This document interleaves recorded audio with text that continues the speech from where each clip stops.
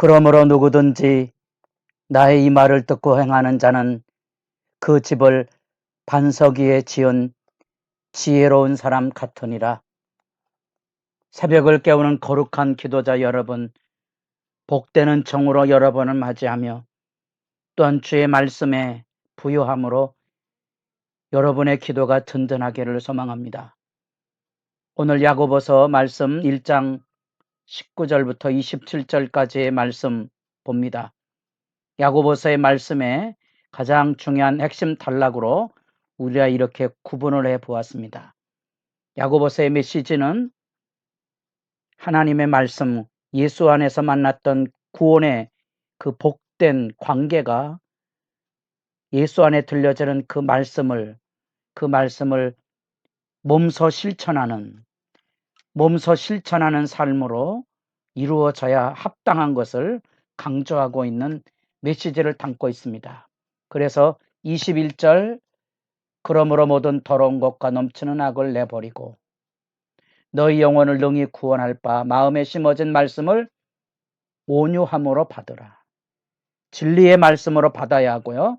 27절, 하나님 아버지 앞에서 정결하고 더러움이 없는 경건은 곧 고아와 과부를 그 환난 중에 돌보고 또 자기를 지켜 세속에 물들지 아니하는 그것이니라. 하나님의 말씀이, 구원의 말씀이 우리가 하나님의 백성으로서 부름받았다면 그 구원은 그 안에 하나님 앞에 복된 관계를 하나님과 우리가 누리며 살도록 생명의 말씀을 마음에 담아 주셨다는 거예요. 그래서 21절에 마음에 심어진 말씀, 마음의 영생의 씨앗, 하나님하고 복된 관계를 이어가는 생명의 말씀이 그곳에 담겨져 있다는 사실이죠. 그 말씀에 합당하게 생활하라는 겁니다. 그런 점에서 야고보가 행함에 대한 강조를 하고 있다는 생각에서 벗어나셔야 됩니다. 바른 믿음, 온전한 믿음, 바른 경건, 우리의 온전한 구원을 이루어가는 삶을 들려주고 있는 거지요. 한 신학자가 야고보서의 말씀을 책에서 연구하며 쓴 제목이 지붕 없는 교회라는 그런 제목을 걸었습니다. 구원의 믿음의 기초를 놓았지만 하나님의 말씀으로 복되게 살아가는 지붕을 세우지 못한 모습을 상상해 보실 수 있겠습니까? 구원은 예수 믿음으로 끝나는 운명론이 아닙니다. 구원은 예수 믿음으로 시작이 돼서 우리를 복되고 부유하게 하시는 그리스도를 닮아가는 주님 오실 때까지의 모든 여정을 일컫는 말입니다. 우리의 구원은 우리의 열심에 달려있는 게 아니고 하나님의 진실하심에 담겨져 있는 거고, 그래서 구원의 확신이 가능합니다. 그러나 그 구원의 확신은 매일 우리의 마음에 심겨진 그 말씀 앞에 철저하게 순종함으로써 하나님과 복된 관계를 이루어가는 믿음의 책임이 간과되어서는 아니 된다는 사실입니다. 그 부분을 야고보가 메시지로 던져주고 있습니다. 구원의 진리, 그 진리의 말씀이 우리 안에 씨앗처럼 심겨져 있다는 사실입니다. 그러므로 우리는 매일 모든 더러운 것과 넘치는 악에서 자기를 지켜가야 합니다. 지켜가는 방법이 온유한 마음으로 우리 안에 마음에 심겨진 하나님의 말씀을 기억하고 마음에 묵상하고 행하며 살아가는 거죠. 그래서 우리에게 실제로 우리의 말씀을 행하는 삶의 모습들을 우리에게 요구하고 있는 거죠. 구원에 합당한 삶의 이야기를 들려주고 있다는 사실입니다. 그런 점에서 배나도 우리가 하나님 앞에 어떻게 살아야 될 것인가, 특별히 25절 말씀에 보면 자유롭게 하는 온전한 율법, 이 율법이란 말을 단순히 계명이라 십계명이라는 구약의 개념으로 이해하지 마시고 하나님하고 복된 관계를 유지하는 생명의 진리의 말씀으로 이해하시면 됩니다. 우리 야고보서가 유대적인 배경을 가지고 있다고 전제하지 않았습니까? 그 실마리를 그렇게 풀어가시면 됩니다. 율법은 하나님과 복된 관계를 위하여 주신 진리의 말씀이지 율법을 지키면 구원을 받는 조건으로 준 것이 아니라는 사실입니다. 구약의 율법을 오해하지 마시기를 바랍니다. 자유롭게 하고 온전하게 하는 그 율법을 우리가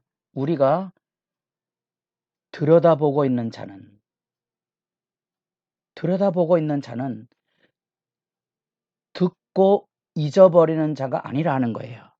하나님의 말씀을 듣고 그 말씀을 기억하고 그 말씀을 묵상하고 그 말씀을 잊지 않고 실천하는 삶이라는 거죠.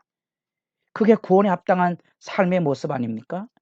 그래서 우리 마음 안에 거침돌이 되는 그 우리 안에 있는 욕망, 무지와 오만을 내버리고 하나님의 말씀을 온유함으로 받아들일 뿐 아니라 몸소 행하는 공행, 우리가 하나님의 말씀을 구체적으로 실천해가는 믿음의 실제가 하나님하고 우리하고 복 있는 관계, 언약 관계, 아버지와 아들의 아름다운 관계를 유지하는 방식이 되는 겁니다. 믿음과 행함을 어떻게 구분해낼 수 있습니까? 믿음 곧 행함 아닙니까? 여러분, 로마서에서 마치 행함이 없는 믿음을 얘기하는 것처럼 보이지만 누누이 강조했던 것처럼 로마서 1장하고 로마서 16장 5절에 반복되는 말이 믿음의 행함입니다. 믿음의 행함입니다. 잊지 마십시오. 결코 믿음과 행함이 만약에 그것이 함께 이루어지지 않았다면 그 믿음은 그냥 세상 사람들이 생각하는 면죄부와 다를 바가 없는 거지요. 아닙니다. 믿음은 매일 우리의 삶에서 실천으로 하나님의 의로움을 나타내 보여야 될 하나님의 부름이 있고 하나님 앞에서의 책임이 있고 하나님의 역사가 있다는 사실입니다. 구원에 합당한 삶의 실제와 더불어서 우리가 구원받은 사람으로서 우리 마태복음 7장에 나타난 그대로 입으로 주여 주여 하는 자가 아닙니다. 아버지 뜻대로 행하는 자의 그 아름다운 삶의 열매, 그 성숙의 경건 생활. 그래서 27절에 다시 강조합니다. 속이는 신앙, 거짓 신앙으로 떨어지지 말고 하나님 아버지 앞에서 정결하고 더러움이 없는 경건, 하나님 앞에서 깨끗한 믿음으로 서는 그 삶, 그 고아와 과부를 긍휼히 여기는 하나님의 마음을 가지고 마치 우리가 신명기 6장에 하나님을 사랑하는 것과 레위기 19장에 내 이웃을 내 몸같이 사랑하는 말씀을 마태복음 22장에서 함께 어우렀던 것처럼 우리 구원의 아름다운 삶의 실제를 여기 다시 한번 강조하면서 또 자기를 지켜 세속에 물들지 아니하는 그것이니라. 세속에 물들지 않은 바른 믿음의 삶을 지금 야고보는 절규하고 있다는 사실입니다. 그런 점에서 우리는 하나님의 말씀이 우리 가운데 살아있는지, 내가 하나님을 아버지로 모시고 나는 하나님의 아들이 되어서 하나님과 복된 언약의 관계를 맺어가며 그 말씀을 기쁘게 순종하고 즐거워하고 내게 주신 은혜를 그 무엇으로 보답할까? 하나님의 말씀에 합당한 순종을 통하여 복된 삶, 주야로 말씀을 묵상하는 자의 그 복된 삶, 다시 도덕적인 명령이 아니고요.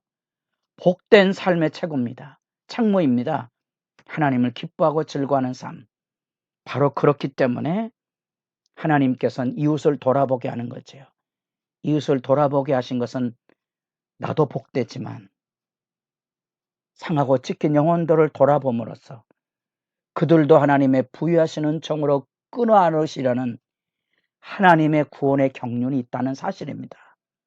여러분의 기도 시간이 하나님의 은혜의 부유함을 통하여 여러분의 삶을 건강하고 복되고 아름답게, 우리가 6월의 잠언서 말씀을 보았지만 마지막 결론 현숙한 여인처럼 하나님의 지혜로 건강하고 복되고 일하고 섬기며 내게 주신 은혜의 축복을 나누는 삶의 아름다운 그 지혜, 그 참된 지혜의 삶, 야고보 메시지를 읽을 때마다 잠언서의 지혜의 말씀을 함께 읽어가시고 묵상하시면서 마태복음의 말씀이 여기 지금 이 야고보서 안에 메아리로서 다가옴을 기억하는 소중한 말씀 묵상의 시간이 여러분의 기도를 부유하게 하시기를 바랍니다.